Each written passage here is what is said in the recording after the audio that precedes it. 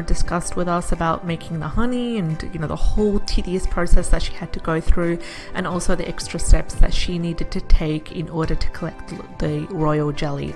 So please stay tuned for the video. I have not uploaded it yet, but I will shortly. So here we have purchased a 3.36 kilo honeycomb, and it's absolutely amazing. It looks gorgeous. So my husband's starting off by just cutting out the outline of the honeycomb as close as possible to the wooden frame, and that way we will be left with the honeycomb.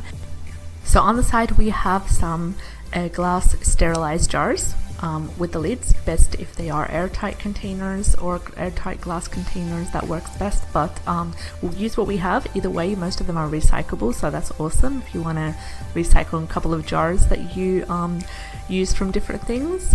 Also, we will just place the honeycomb that way, so we will cut it in little pieces and just place. Also, polyphenols are honey's main type of antioxidant.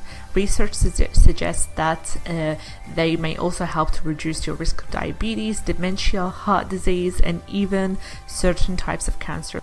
Now, the article that talks about the scientific research will be linked in the product description below the video for those of you that are interested to know more. So another way to strain the honey completely is to put it through a strainer, put the honeycomb through the strainer and wait until most of the honey has been extracted, and then you might want to push it down every now and then throughout the day with a wooden spoon, for example, just to make sure all the honey has been strained out, and then just leave or separate the actual wax and then store the honey that way. Now with the wax, you could also use it to turn it into cosmetic grade beeswax, the ones that you usually see. They sell bars of it in all sorts of different cosmetic and health stores as well. You can use it to make beauty products, you can use it to make salves and lip balms.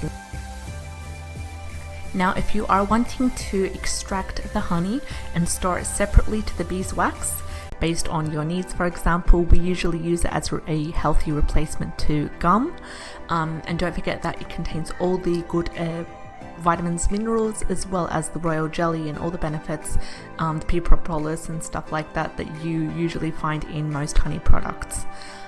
So another way to strain the honey completely is to put it through a strainer, put the honeycomb through the strainer and wait until most of the honey has been extracted, and then you might want to push it down every now and then throughout the day with a wooden spoon, for example, just to make sure all the honey has been strained out, and then just leave or separate the actual wax and then store the honey that way. Now with the wax, you could also use it to turn it into cosmetic grade beeswax, the ones that you usually see. They sell bars of it in all sorts of different cosmetic beeswax, just like the ones they sell in the store from the honeycomb. So we have purchased 2 honeycombs. First, this one we will be storing it with the honey in jars as you see right now. On the second one, I will do another quick tutorial on how to extract the honey from the honeycomb, and then how to turn the leftover into actual usable beeswax. So you might want to check it out if you are interested. Now we're going to briefly talk about the benefits of honey as well